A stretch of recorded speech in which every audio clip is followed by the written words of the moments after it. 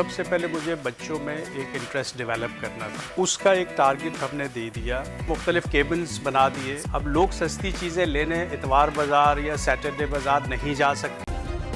Subscribe करें और bell दबाएं ताकि कोई खबर रह न जाए। आजकल सबकी ही सुबह आउट ऑफ कंट्रोल है, दुनिया बोल है, पूरी दुनिया बोल है।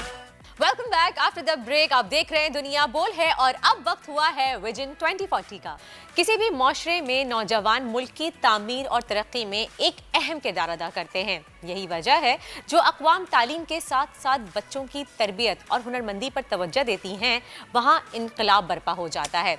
मगर हमारी बदकिस्मती ये रही है कि हमने बच्चों को किताबें तो पढ़ाई हैं लेकिन उन्हें कोई हुनर नहीं सिखाया, जिसकी वजह से आज लाखों नौजवान हाथों में डिग्रियां लिए नौकरी की तलाश में मारे मारे दर दर भटक रहे हैं। लेकिन कमांडर सिटी में ऐसा नहीं होगा, क्योंकि वहाँ एक प्रोग्राम के तहत स्कूल के बच्चों को बिजनेस सिखाया जा रहा है ताकि वो बड़े होकर बड़े बड़े कारोबार करें और दूसरों को नौकरी दे सकें। तो आइए इसे बात करने के लिए हमारे साथ मौजूद हैं none other than retired commander Zakir साहब। अस्सलाम वालेकुम जाकिर साहब। वालेकुम कैसे सलाम। कमांडर साहब? अल्हम्दुलिल्लाह, बहुत आपको नया साल बहुत बहुत मुबारक हो कमांडर साहब। मुबारक हो, आपको भी बहुत सुना है कमांडर सिटी में आपने बहुत अच्छा सा एक इवेंट प्लान किया था, काफी फायरवर्क्स किए थे, काफी लोग भी आए थे वहाँ जी पे। जी बिल्कुल, और बहुत डिसिप्लिन हमारा ये फंक्शन रहा और एंजॉय किया लोगों ने।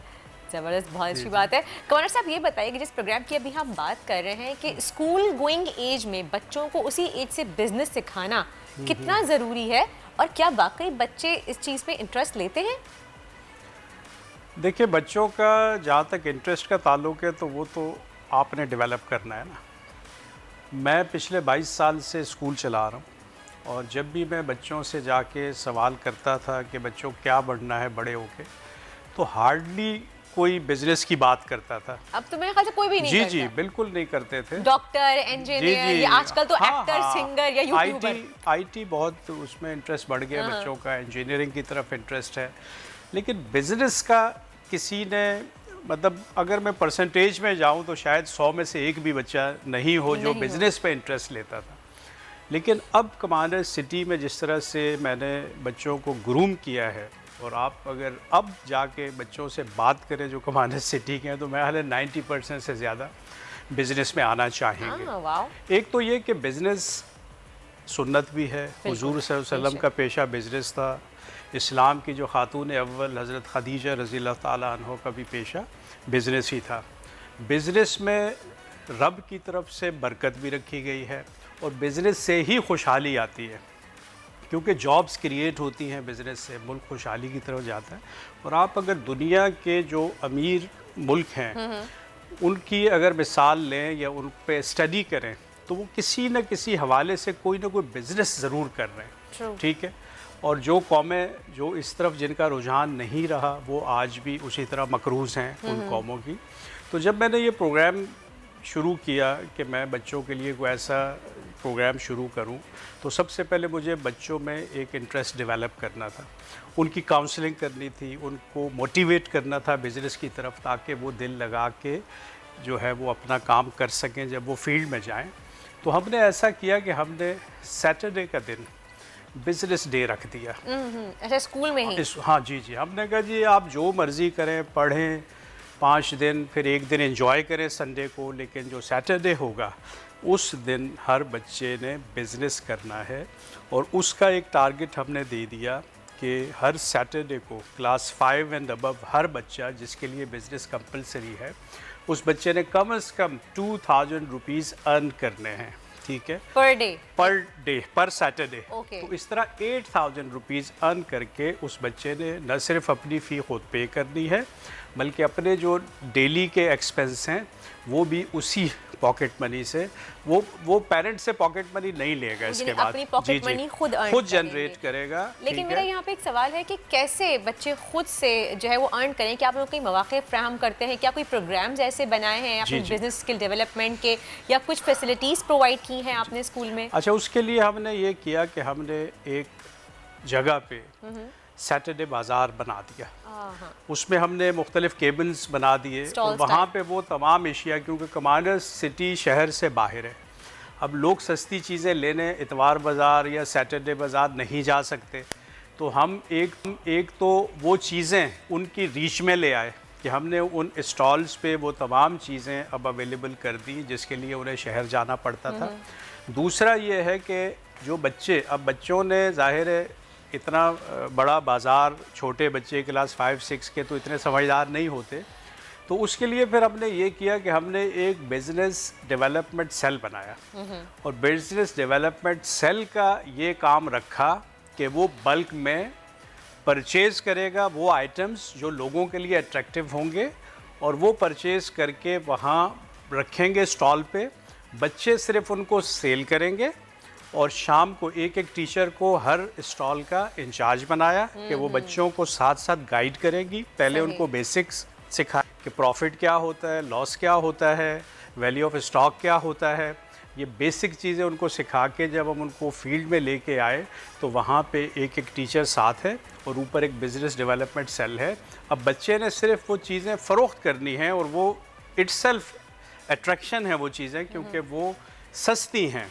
मतलब क्योंकि मार्केट, हम भी इतवार बाज़ार में जब जाएं तो हमें चीज़ें, या सैटरडे बाज़ार या ख़ास बाज़ार जो सस्ते लगते हैं, हमें चीज़ें सस्ती क्योंकि प्रॉफिट कम रखा जाता है, सेल ज़्यादा होती है। तो ये सिस्टम हमने सैटरडे को रखा कि हर बच्चा अर्न करे और हर बच्चा अपनी फ़ी खुद अदा करे। अब अगर एक घर में 4 बच्चे हैं तो पेरेंट्स पे एक बहुत बड़ा लोड है फ़ी का, क्योंकि आजकल फ़ी भी ज़्यादा है, ठीक है ना।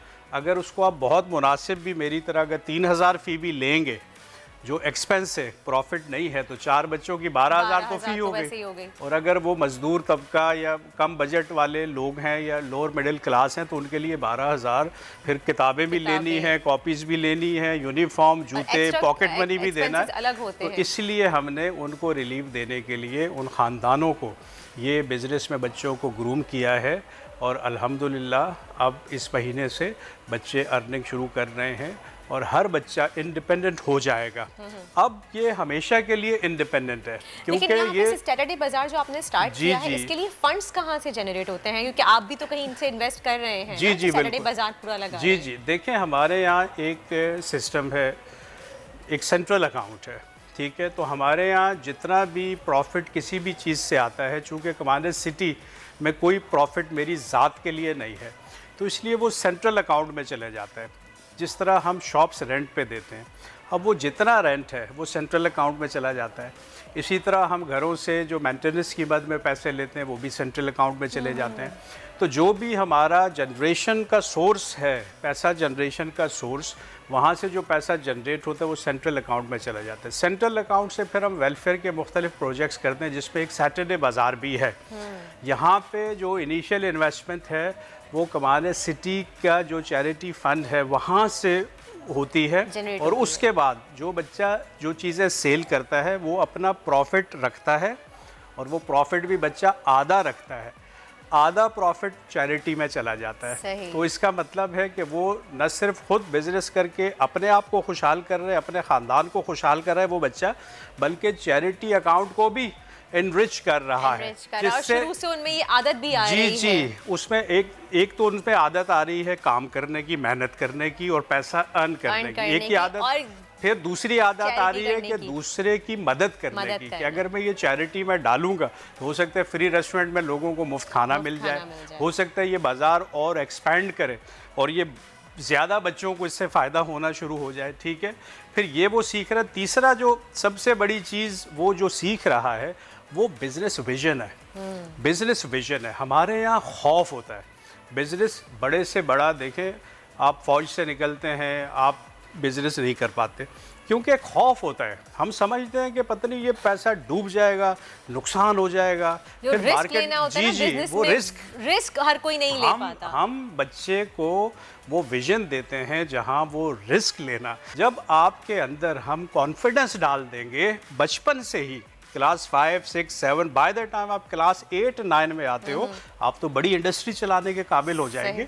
तो इस तरह से हम उसको बच्चे को ग्रूम करते हैं। जिस तरह आपने एक मिसाल में दूंगा, गधा गाड़ी देखी होगी, उसमें जब गधे को ट्रेन किया जाता है तो उसका बच्चा साथ बांधा जाता है। तो अक्सर आपने देखा होगा शहर में कि एक बच्चा छोटा बंधा हुआ है, तो वो उसको सिखा रहा है ना बड़ा गधा। तो इस तरह से बड़ी ऑड सी मिसाल है, लेकिन समझ आने वाली मिसाल है। समझ आने वाली है कि किस तरह बच्चे को आपने ड्रैग करना है, अपने साथ ड्रैग करना है और उसको ग्रूम करना है, उसके अंदर कॉन्फिडेंस पैदा करना है।